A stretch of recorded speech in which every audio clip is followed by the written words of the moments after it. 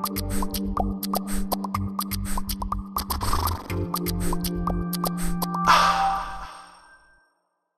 there, Jim Johnson for AccentHelp here, and I want to talk a little bit about how in our downloads we have a little section that we call helpful hints.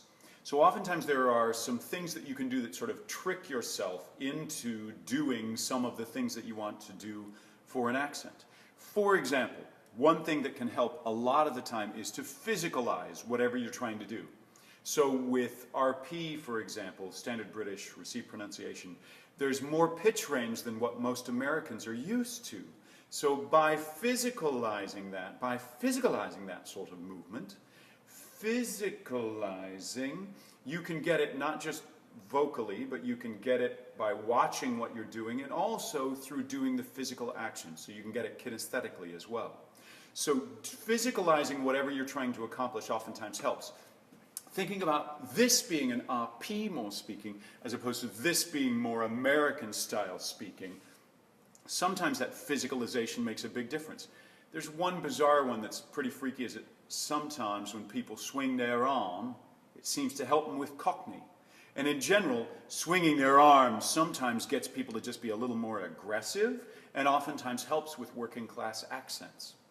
And keep in mind that most accents are a little bit more working class. You're looking at stronger sort of regional or city-specific accents.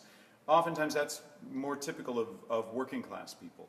Another interesting thing that seems to key people into a lot of working class accents, and it does another thing as well, is to allow your character to be dumber. So if you lower the IQ of your character, oftentimes it helps with almost all accents.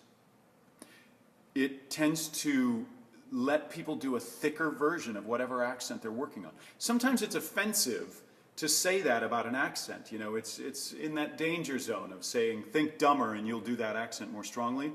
But it's interesting, having lived in Texas now for a little while, even Southerners here, some Texans would be offended by me calling them Southerners, but whatever. But some Southerners, the moment that you ask them to allow an IQ to drop, they will just do a thicker Southern accent or a thicker Texas accent. So it's a stereotype that's kind of built into people's response.